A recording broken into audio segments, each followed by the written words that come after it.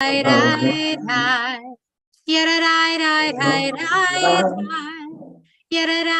da da yada da da da Baruch atah Adonai Eloheinu melech haolam asher kitshanu b'mitzvotav v'tzivanu la'asok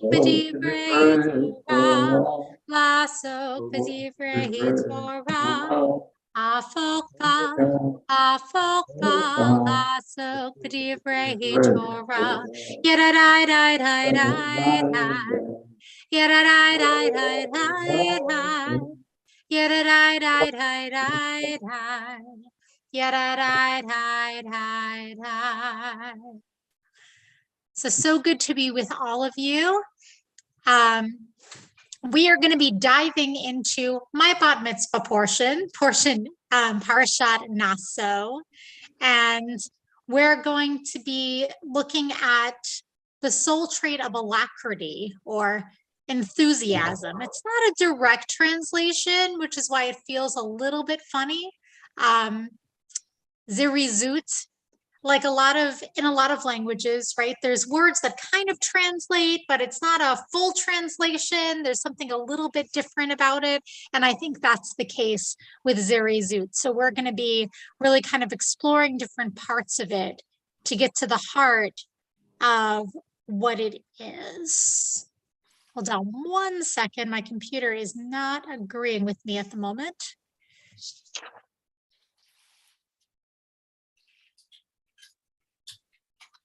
There it is. Okay. Now I can share my screen, hopefully.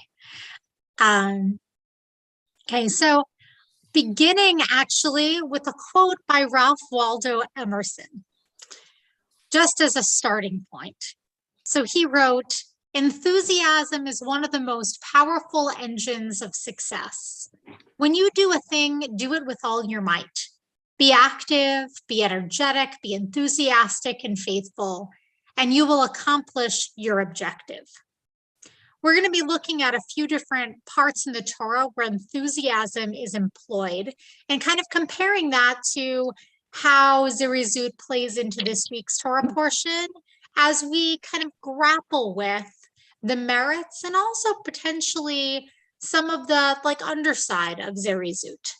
So one of the things that came to mind immediately for me was the story of Rebecca. You might recall that after Isaac's mother died, he was in a deep state of mourning and he was getting older and he didn't have any prospects for a wife. And Abraham said, "You know what? I need to make sure that Isaac is taken care of." And so what did he do? He sent off his servant to try to find a wife for Isaac. And when the servant went out, he had been kind of praying to himself about how he can find the perfect wife for Isaac. And right after he was done praying, these verses of Torah come in. Does anyone want to read this? Or part of it? I can read it. I can read. Thanks, Sari. He had scarcely, excuse me, he had scarcely finished speaking when Rebekah, who was born to Bethuel, the son of Milcah, the wife of Abraham's brother, Nahor, came out with her jar on her shoulder. The maiden was very beautiful and a virgin, no man having known her. She went down to the spring, filled her jar, and came up. The servant ran toward her and said, "Please let me sip a little water from your jar." "Drink, my lord," she said, and she quickly lowered her jar upon her hand and let him drink. When she had let him drink his fill, she said, I'll also draw for your camels until they finish drinking." Quickly emptying her jar into the trough, she ran back to the well to draw, and she drew for all his camels. The man, meanwhile, stood gazing at her silently, wondering whether Adonai had made his errand successful or not. When the camels had finished drinking, the men took a gold-nosed ring weighing a half a shekel and 2 gold bands for her arms, 10 shekels in weight. Okay, so what is she displaying throughout this text? What is Rebecca kind of demonstrating? What kind of a person is she? She's a good person. Outgoing, friendly. Yeah, she's good. She's outgoing. She's friendly. Jay, did you want to say something? Yeah, she's hospitable. Yeah, she really is going above and beyond to be all of those things, right? And if you look at the English words here, and this is true in the Hebrew as well, there's one word that's repeated multiple times, which is the word quickly. She quickly did this. She quickly did that. She went to do this. They were done. And she quickly did this other thing, right? She is displaying this kind of enthusiasm to help, even before being asked. She's there. She's doing it. She's jumping into it, right? That, in essence, that's Zirizut in a nutshell, right? And the merit of Rebecca is really demonstrated to all of us through these early actions. And it's what made the messenger absolutely convinced that he had found Isaac's wife. And indeed, they would come to have a very, very close relationship. It's one of the strongest kind of love stories in the Torah in a lot of ways, not without its problems, but it also, the language that's used about how their eyes met when they first saw one another, about how they would pray together for various things, was really quite unusual for the Torah. So they really were a good pair. But it was this quick action and selflessness that really, really got his attention. We're going to look at next. And this is from this week's Torah portion, okay, where we're talking about Zirizut. Does anyone want to read this text? I'll read it. Thank you. Is that Michael? Yes. Okay. Hopefully you can hear me okay at this point. Yes. Speak to the Israelites and say to them, if any men or women explicitly utter a Nazarite's vow to set themselves apart for Adonai, they shall abstain from wine and any other intoxicant. They shall not drink vinegar of wine or of any other intoxicant, neither shall they drink anything in which grapes have been steeped, nor eat grapes fresh or dried. Throughout their term as Nazarite, they may not eat anything that is obtained from the grapevine, even seeds or skin. Throughout the term of their vow as Nazarite, no razor shall touch their head. It shall remain consecrated until the completion of their term as Nazarite of Adonai, the hair of their head being left to grow untrimmed. Thank you so much, Michael. So essentially, the text, really kind of coming from nowhere, goes straight into this piece about Nazarites, about people who say, I want to be in special service to God, and I'm going to put myself in this category. I'm going to set myself apart for God by doing these things and by abstaining from different things. And if we look at the word Nazarite, as my friend Rabbi Marcia Plum, as she talks about, the word Nazir, Nazarite, derives from the same root as the word Zirizut. As a midah, the word Zirizut refers to alacrity, enthusiasm, and persistence. It's often seen as a trait to help motivate us to achieve our goals. It's a great midah for procrastinators.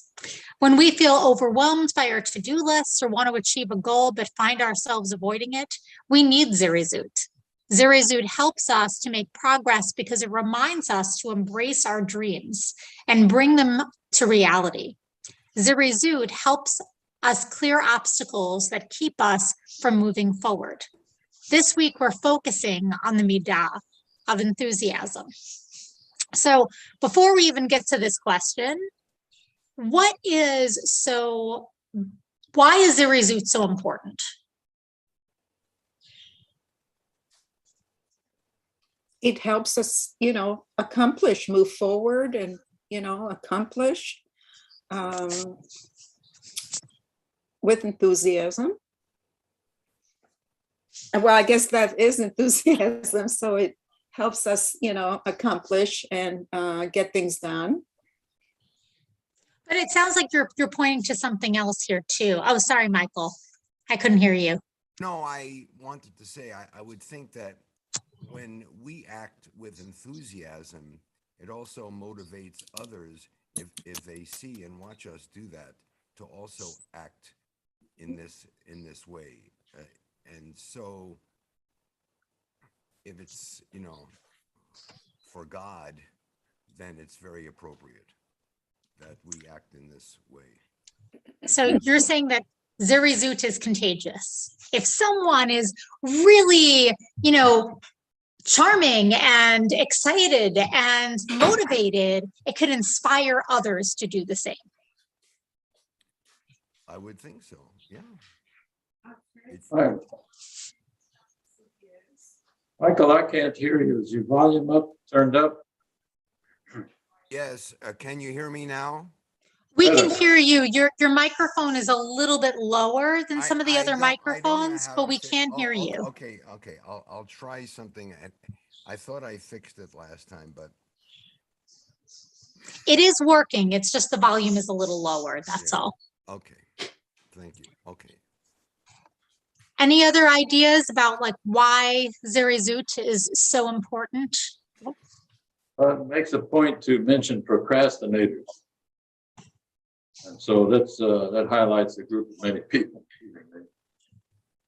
It does. In fact, there are studies that over 20% of all people are chronic procrastinators. It could be that all of us have procrastinated at some point over certain things, right? But 20% of all people, according to, I forget where the study was from, are chronic procrastinators. And so that's a really big group of people, right?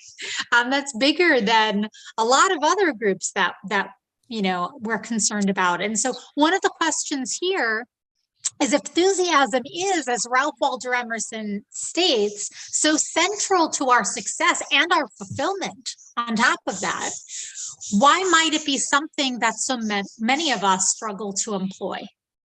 I have a question along those lines. Yeah. Can I get Zirizut from a pill?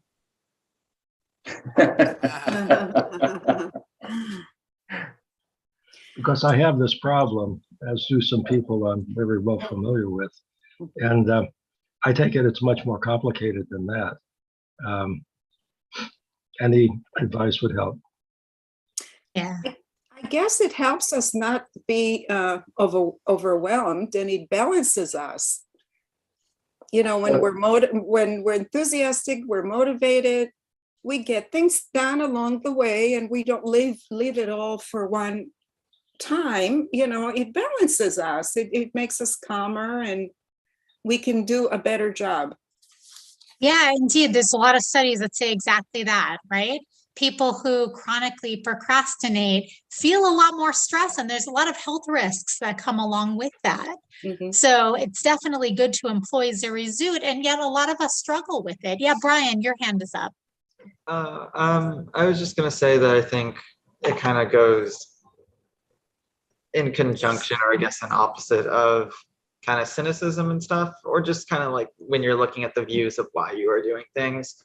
I know often when I was in college and stuff, a lot of people, why were you taking the class? Because you had to take the class to get the degree, to get the thing. And I think in life, you can kind of get caught up in that, why are you doing this? What is the actual aspect? And those are important reasons. They're not something to not care about, but it also means that you can get lost in kind of the aspects that you do enjoy. even if there are things that you don't enjoy, like you enjoy just studying the subject, you enjoy certain aspects of your job. Do you do something for someone in your life because, like, yes, you do have an obligation, yes, you're tired and you do have to help them, but do you also realize that you're helping them and that brings them some joy? And, you know, can that be the focus of your enthusiasm versus the kind of cynicism of, here are all the things that I have to accomplish, even though I have a lot to do or I feel tired? Yeah, I think you brought up a lot of different things there. Thank you so much, Tom. I'm going to give you a chance to jump in. Yeah, no, I was just thinking that, for procrastination, there's a lot of different types. There could be different underlying issues of why we procrastinate. It's not just laziness.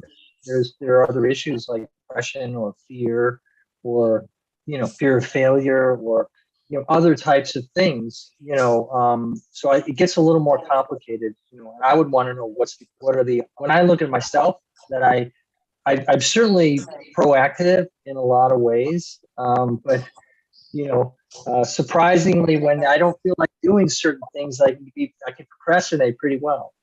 So it's and I have to always get into like why, what is really holding me back. It's not just an energy, because I certainly drink coffee in the morning. Getting to the question, that certainly helps me. It's all a balance. Yeah, absolutely. I mean, there's so many really important things that are brought up here, right? Mental health certainly plays into it. Jim, to answer your question, no, a pill can't give you Zirizut, right? But if there's underlying mental health challenges that we're going through, it could be a lot harder to get to that place of Zirizut without getting healthy, right? And maybe medication is part of that path toward getting healthy. That's something that only you and your doctor can figure out. I'm not talking to you specifically. I mean you as in the communal you.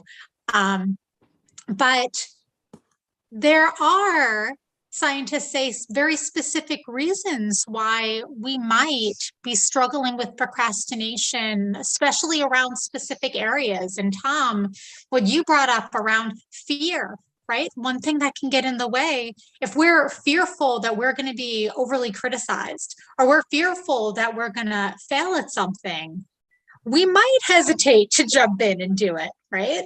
That's one of the potential things there, but there's a lot more. Yeah, Misty, please. So, it's interesting that you brought up that statistic of 20%. Do you think back in the time of the patriarchs, when procrastination would probably leave you starving or dead, would that have been as much an issue as we see it now? Because now, there's a lot of people can procrastinate because the electric is going to go on, even if they don't go out and do something about it. The water is going to turn on. Food is somehow going to appear generally. So they can put things off much more easily and survive. But in that day and age, not so much, right? I mean, you had to work to get the food on the table or to have anything to eat. So it's just an interesting concept of why the emphasis during this time of the biblical era versus what it means to us today. Now, in your job, depending on what kind of job you have, like if you worked for Elon Musk, you probably get your butt kicked out the door, right? If you procrastinate, because he's a real taskmaster from what I understand. But other jobs, maybe not so much either. They give you more opportunities. I have a word. Go ahead, Arif, please. Yes, as so with every other, the meetup, this one, the organization comes into play. So I would suggest that most people who have serious problem with procrastination also have a serious problem with organization. I think they go hand in hand. And the other thing is that, most everybody is not filled with zeal all day long. They have, some people are morning people as I am, some people are evening people, or some people are even night people. I got most productive, the most difficult work done early. And it seems like I had that siesta slump after lunch, and I always scheduled something that was not either very important or not very demanding. So organization, knowing yourself when you are your best, setting priorities. It's very easy tendency to go to the bottom of the in basket, find those easy things to do first, and that's always a trap. If you got something important to do, tackle it. Let some of the other things go. Anyway, Yeah. just a few of my personal life things. Just a story about it quickly. Cassi and I had to be at work at 8 o'clock, both of us. She was always ready, just in time if we went together to get there on time, and I was always late. So she would go right up to the wire, run in and clock in at 8 o'clock, and I was 5 or 8 minutes late every day. So I had to drive separately. That was my only cure. I think too, in this modern world, of such stress, and we are so overwhelmed that I think sometimes that's very paralyzes you to not act. So I think being overwhelmed is just a big part of it, and especially applying it to today, what's going on today. I could see where that's probably a problem for many of us. Absolutely. Sorry. That's another thing that there are a lot of articles about, right? If we're overwhelmed from every area, and this goes back also to what you were talking about, Brian, right? If we're looking at something and saying, well, is this really going to matter if I do this? And I'm overwhelmed. There's so many things from different angles. It could be really, really hard to channel that Zirizut. We're human beings, right? That's a hard thing to do sometimes, and that's understandable. Brian, yeah, do you want to say something else?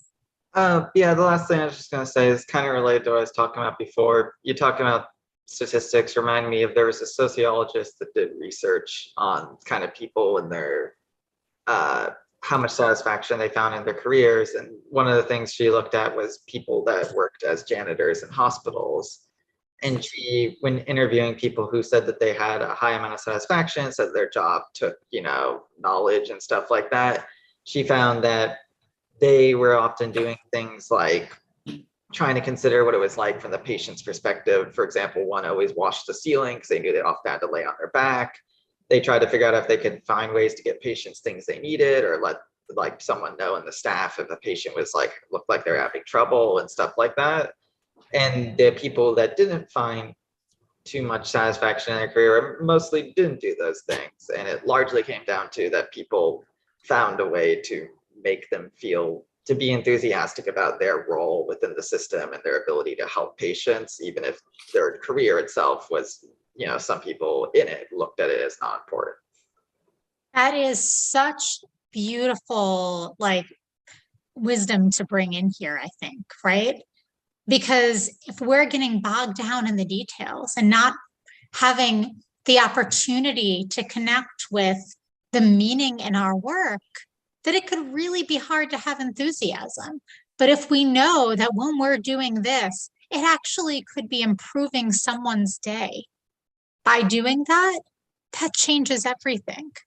I had a conversation with a few colleagues and a mentor of mine yesterday, and I realized that there was one thing that I was procrastinating a little bit. Not that it wasn't happening, it was happening, but I didn't have a ton of enthusiasm around it. And then my mentor kind of piped in and said, we have to think about what are our core values and how these things are relating to our core values.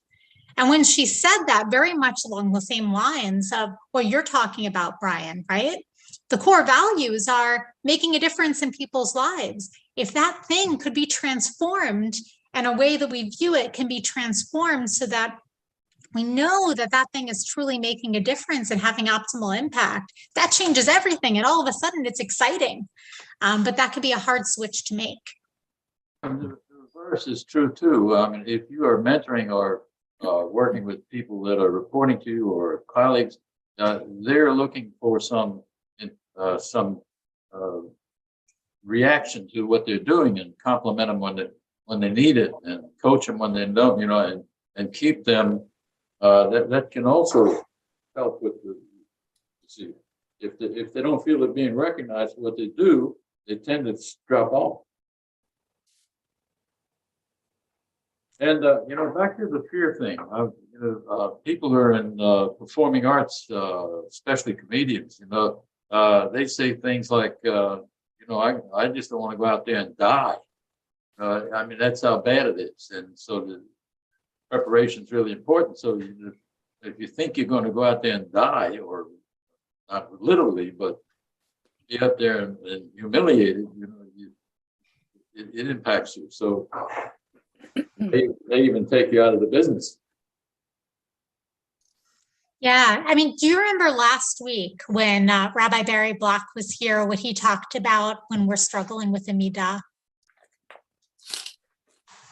Do you remember what he was teaching around that? No, I don't.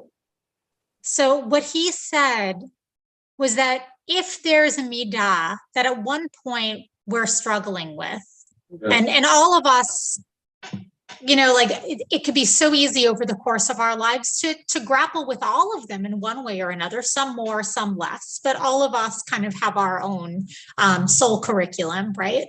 But if we're struggling with one, what he said was, the key is to attach something we're struggling with one of our strengths. Mm-hmm. If we're struggling with procrastination or just not connecting to Zirizut in the way that we want to, what can we channel and open up that enthusiasm? Is it our compassion? Is it our organization? Is it, there's so many different answers there, but to be able to figure out how to connect it to something else might help us to get over that hump and to get through some of the struggles in our way. So any other comments or thoughts on this? Brian, is your hand up because it's still up from before, or because you'd like to say something? Okay. He talked about, I remember he talked about order, that order is not unto itself, and that it leads to other good things. And even in relation to procrastination, building on your strength. And so, it may move you forward to really do the thing that you're, not comfortable doing at the moment, but one thing may lead to another. So that's what you need to keep in mind. So he did talk about all of that. Yeah. Oh, and I'm noticing in the chat also, Larry, I see your hand. 1 second. I'm noticing in the chat here a question from Karen about what about pacing yourself? And it's a really, really, really good question, right? Mm-hmm. Zirizut, when we talk about Zirizut and we define it as enthusiasm, it makes it sound like we need to be a cheerleader all the time, right? Like we need to be machines that are tackling one thing after another with great enthusiasm. We're human beings. That's not possible, right? And that's why I said the translations from Hebrew to English are always a little bit flawed. Pacing ourselves is part of what it means to have Zirizut, because if we look earlier when Rabbi Plum was defining it, she defined the word Zirizut as alacrity, enthusiasm, or persistence.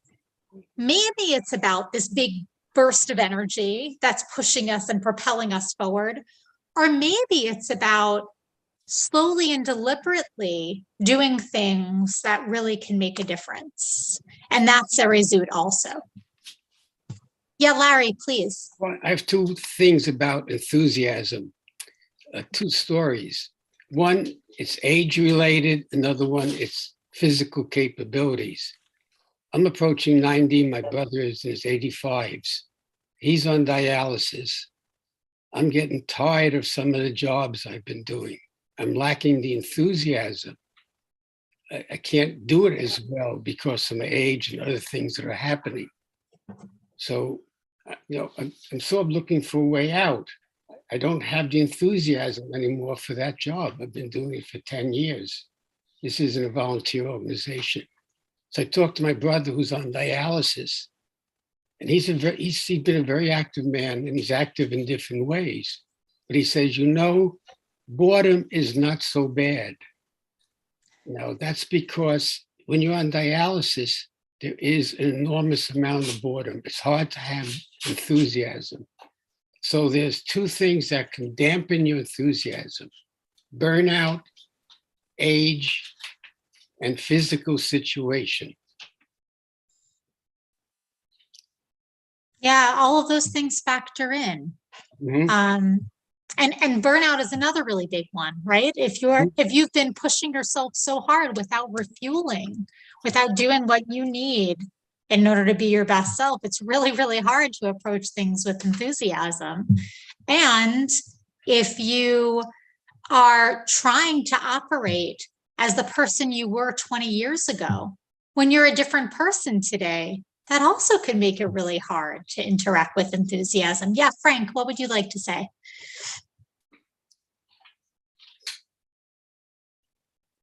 Oh, you're muted, Frank. We can't hear you. Sorry, I have to pass from right now, guys. Sorry. Okay. I was going to say that some years ago, I ran the Habitat for Humanity program out of Temple Bethel, and we would go to various sites that they sent us to, and men and women would join me. And the one time, and when I would go, the last thing I would ever show would be a lack of enthusiasm, because I was sort of like the leader. I had to be there swinging the hammer, and even though I was tired, it didn't matter, because the others might have looked at me and tried to emulate. Actually, we had a former member of Temple Bethel, a woman in our group, that she would come along with her girlfriend and would most of the time outwork me. So, but anyway, we would all be very enthusiastic and as to what they asked us to do. So yeah, Michael, that's great. I'm just going to repeat a little of what you said in case people can't hear you, because I know the volume is a little tricky. Yeah, it's a little bit low. So I'm just going to repeat a little bit of it, not all of it.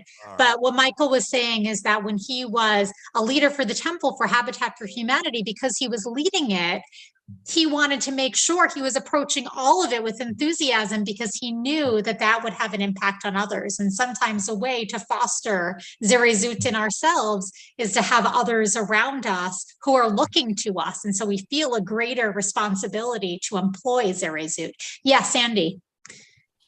Oh, you're muted. We can't hear you yet.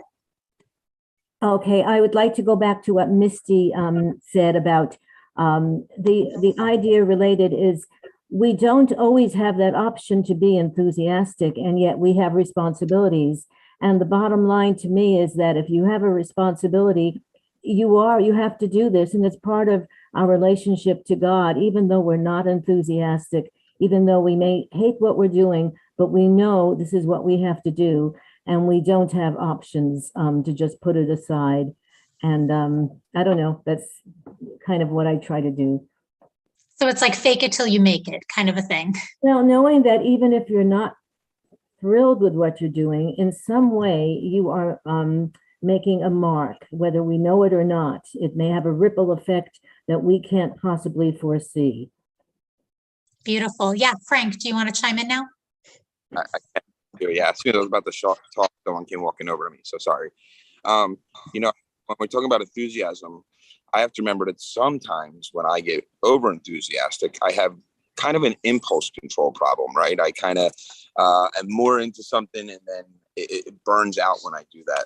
But I find that when I'm enthusiastic about something, police reform, it's something that I pace myself on. It's something that I want to know more about. So I study more in the enthusiasm, my reactions, but also in my studies and in what I'm working on, right?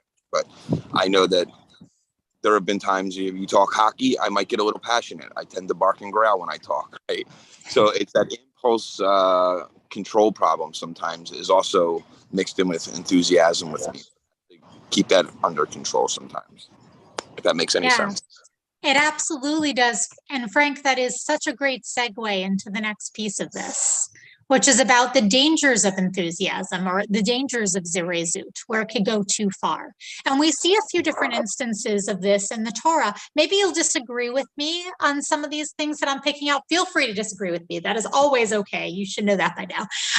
But one of them is the story of the Al-Qaeda, right? God calls out to Abraham and says, Abraham, take your son, your favorite son, the one you love, go to the land of Moriah and offer him there as a burnt offering on one of the heights that I'll point out to you. And what happens? The next morning, Abraham jumps out of bed early in the morning, ready to do exactly what God said. Right? He had such enthusiasm because God asked him to do this thing. Now, us from our modern eyes might look at this and say, he had enthusiasm to take his son and bring himself up a mountain to potentially sacrifice him. That feels like maybe that was misplaced a little bit. But the rabbis actually cite this right here as one of the great displays of Zirizut. Another one that I'll bring in is around the incident of the golden calf, right?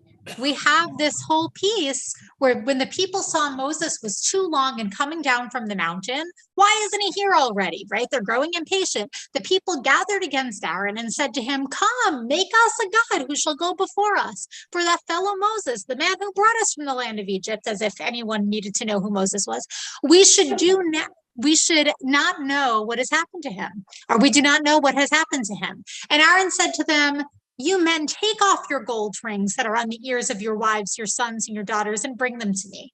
Aaron immediately responds by saying, all right, let's do this thing. Let's build a golden calf, right?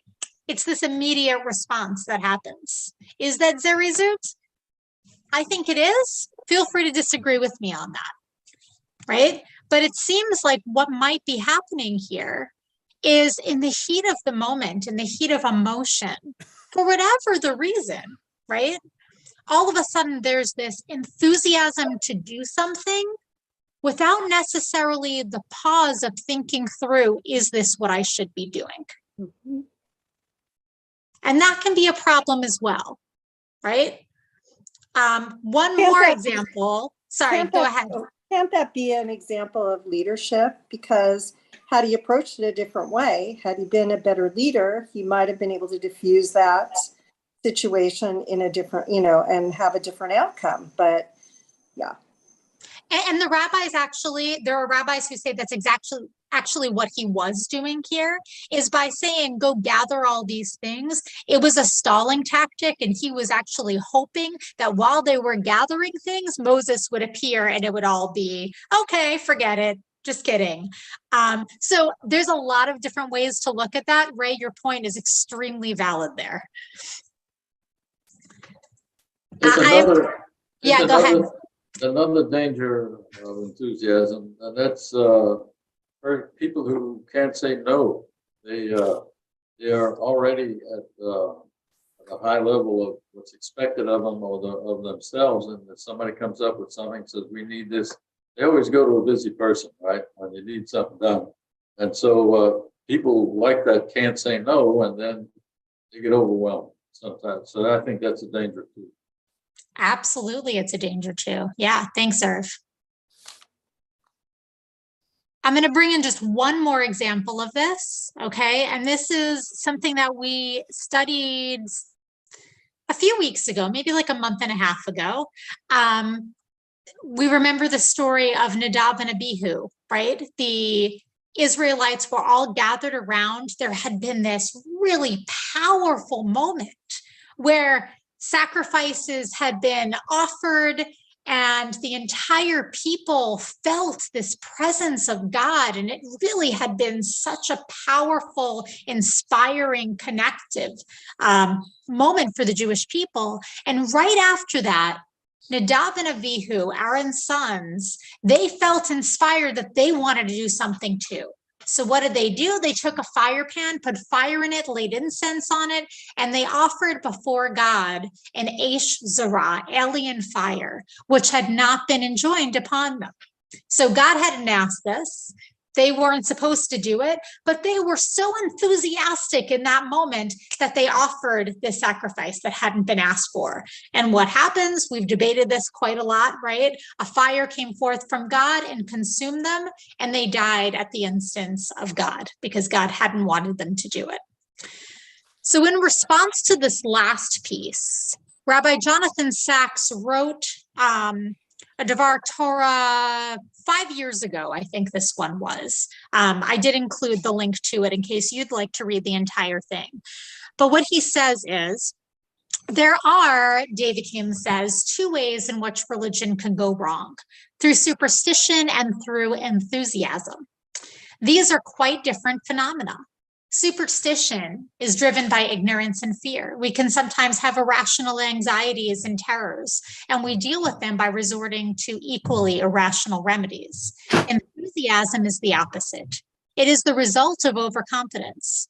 The enthusiast, in a state of high religious rapture, comes to believe that he is being inspired by God, God's self, and is thus empowered to disregard reason and restraint. Enthusiasm thinks itself sufficiently qualified to approach divinity without any human mediator. The person in its grip is so full of what he takes to be holy rapture that he feels able to override the rules by which priestly conduct is normally governed. The fanatic consecrates himself and bestows on his own person a sacred character much superior to what forms and ceremonious institutions can confer on any other. Rules and regulations, thinks the enthusiast, are for the ordinary people, not us. We, inspired by God, know better. That, said Hume, can be very dangerous indeed. So I just want to ask, do you think that these things are related? Do you agree with Hume and also Jonathan Sacks' kind of understanding about the dangers of enthusiasm? Well, I see that this last, piece that, you just read, by the way, I could make it a little louder. Can you hear me now better? A little bit. All right. Anyway, so this is probably the driving force in the distorted and terrible minds of the mass murderers that are going around and shooting and killing people and children for no reason, because they think that whatever they believe is superior to what is appropriate in our lives and should be, and certainly not inspired by God. Oh, I'll go get one. No, you can't. Yeah, thank you, Michael. Hold on one second. Just a little bit of sound interference I wanted to take care of. Okay. Yeah, Tom, what would you like to add? I would like to respectfully disagree to a certain point with Rabbi Lord Sacks. Just moments earlier, there's no repercussions for clearly, violating, the commandments of, or worshiping another God, and the sons were trying to worship God, but maybe just not obeying the rules. And they, there's not a lot of, it just seems like mental gymnastics to me to try and make something positive of it.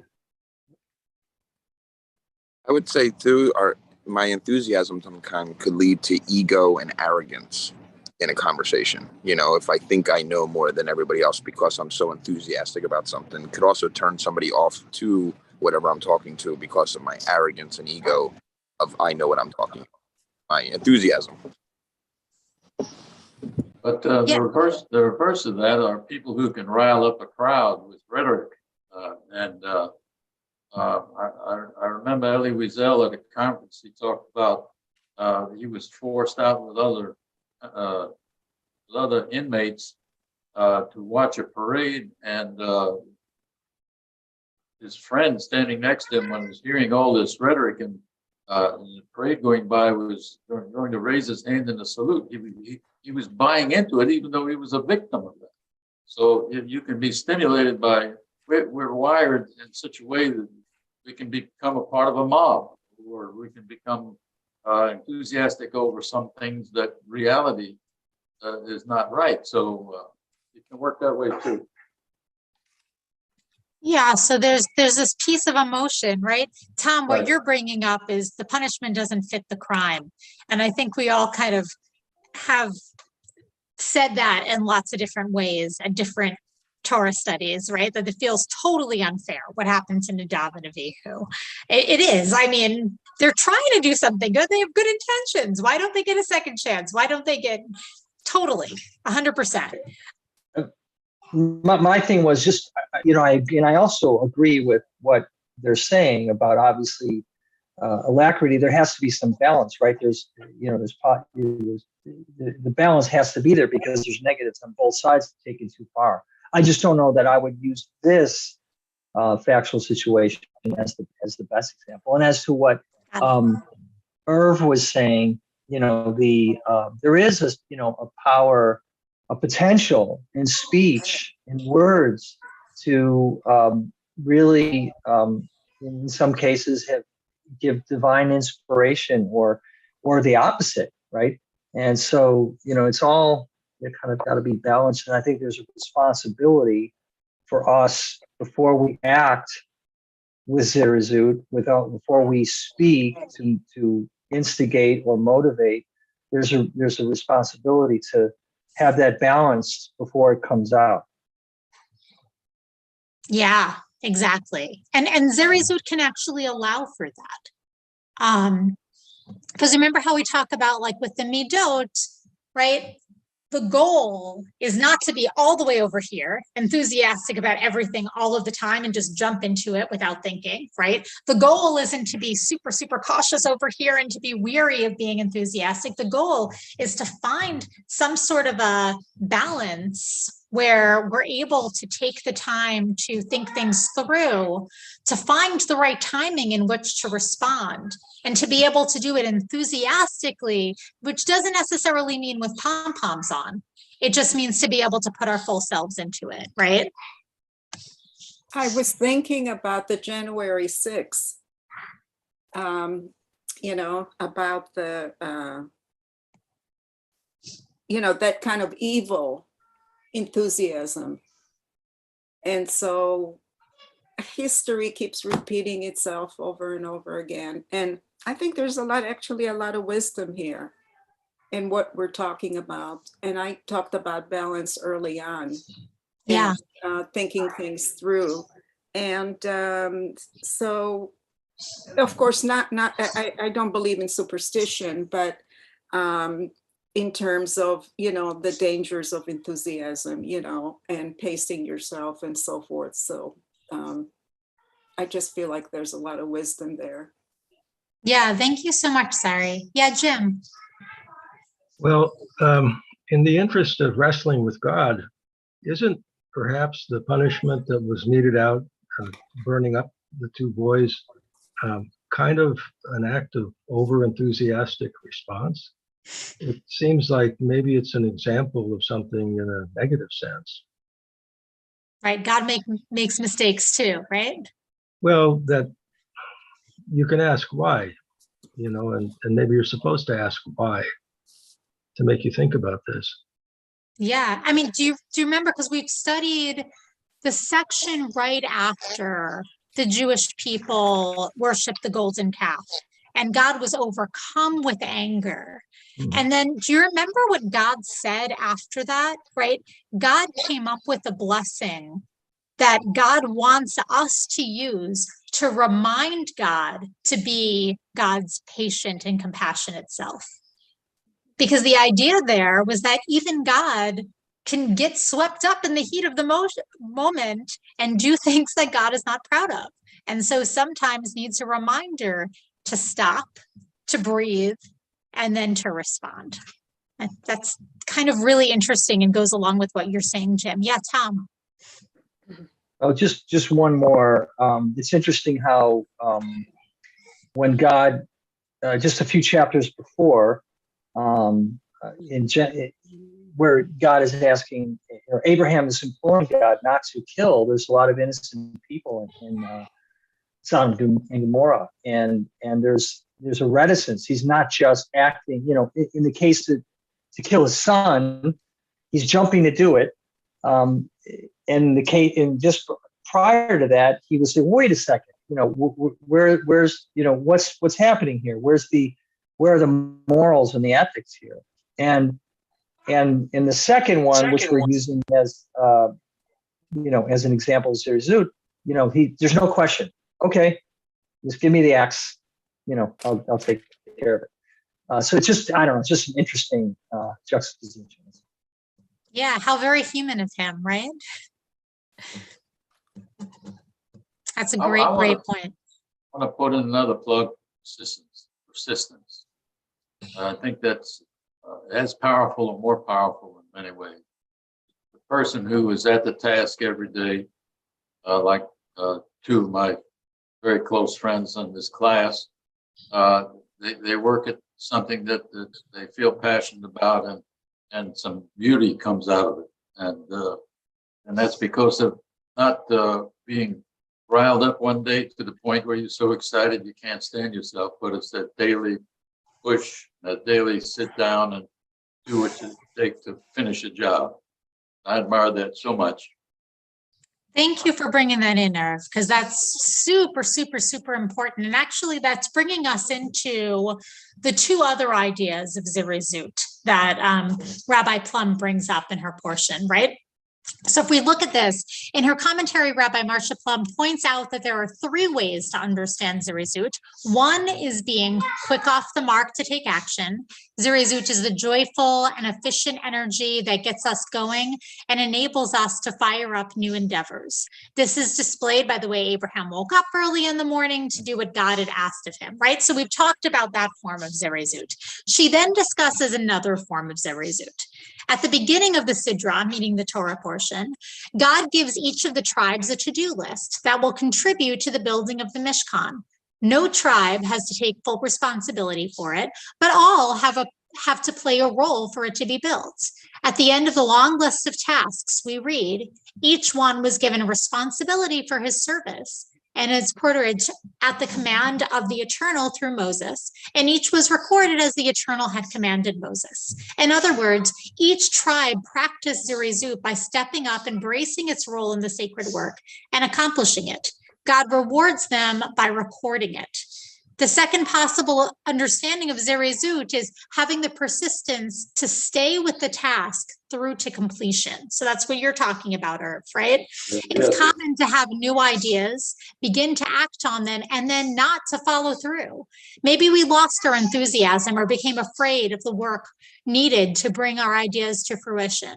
Zirizut is the midah we cultivate to keep putting one foot in front of the other, slowly but surely overcoming all obstacles. It's a hard thing to do indeed.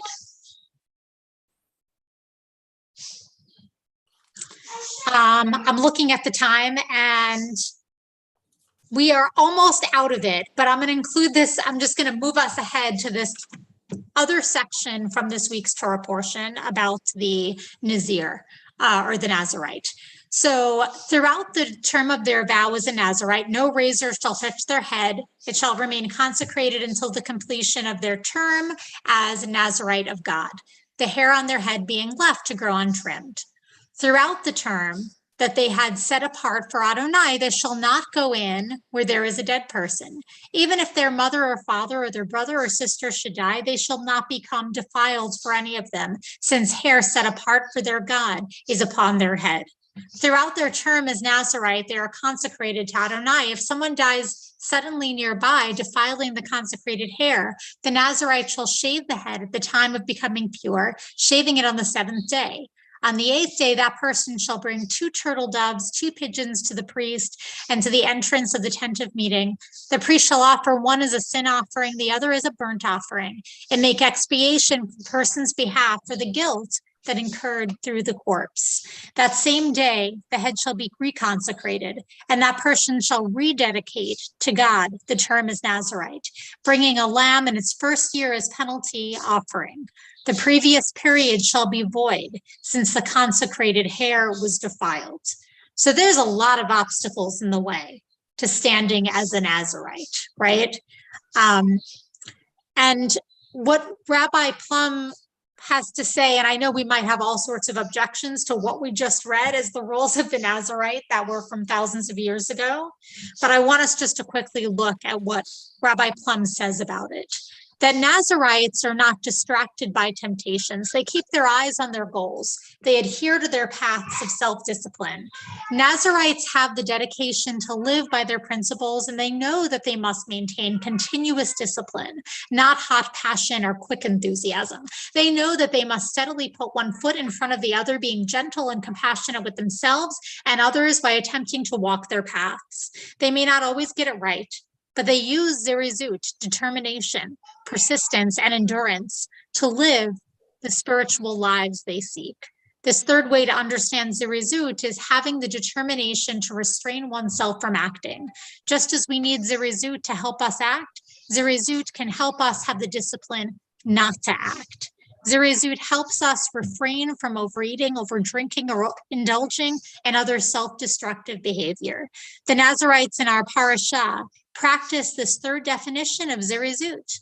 They decide to follow a spiritual path built on strict discipline. They must abstain from drinking alcohol and from cutting their hair. They take on obligations that enable them to find holiness and closeness to God. For them, reaching this spiritual closeness is paramount, pursued with passion. Or Chod Tzadikim says, those who act with zeal demonstrate clearly that they love their Creator, as servants who love their master and spur themselves to render service and to do God's will. For zeal depends upon the state of one's heart. When people free their hearts of all other thoughts that reside in it and seize upon one thought, then they will undoubtedly be zealous in its execution. So it really is kind of getting to these various different ways in which we can employ Zirizut. And that might change over the course of our lives, or that may change based on whatever is at hand. There is, of course, more text here because we didn't get to Modani. That's okay. You can always look at this. And there's also a really, really beautiful poem written by Marge Percy on enthusiasm. Maybe we'll end with that, actually. From Circles on the Water. And if you click this link in the sheet that I sent out, and if you didn't get the email and you want to be on the email list, let me know that too. I'm happy to add anyone. If you click on this, it'll take you to the collection of poems. But the people I love best jump into work headfirst without dallying in the shadows and swim off with sure strokes almost out of sight. They seem to become natives of the element, the black, sleek heads of seals bouncing like half-submerged balls. I love people who harness themselves, an ox to a heavy cart, who pull like a water buffalo, each with massive patience, who strain in the mud and the muck to move things forward, who do what has to be done again and again. I want to be with people who submerge in the task, who go into fields to harvest and work in a row and pass the bags along, who are not parlor generals and field dissenters, but move in common rhythm when the food must come in or the fire be put out.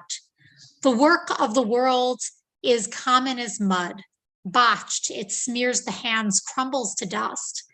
But the thing worth doing well done has a shape that satisfies, clean and evident. Greek amphores for wine or oil, Hopi vases that held corn and put in museums, but you know they were made to be used. The pitcher cries for water to carry and a person for work that is real. It's my prayer for all of us that as we continue to reflect on Zirizut, that we can find one of these three kinds of enthusiasm. The enthusiasm of energy that propels us forward to do something that we feel really matters. The zeal to work in connection with others, to be able to do something profound. and the Zirizut to keep pushing through and putting one foot in front of the other so that we can slowly but surely walk towards our goal. Are there any final thoughts before we close up in today's class? I've left you all speechless, huh? Well, I am so grateful for all of your wisdom that you bring to these classes, all of your questions, all of your challenges and your wrestlings. It is really such an honor and pleasure to be able to study this with all of you. Next week, I'm excited that Irv is going to be leading this group for all of you while I take a few days off to be with family. Thank you, Irv, for stepping up, and we'll chat a little more about the tech pieces of things. And then in 2 weeks from now, I'm excited to be right here back with you doing the next portion. So I hope everyone has a really wonderful week and a Shabbat Shalom. Shabbat Shalom, and thank you. Thank you.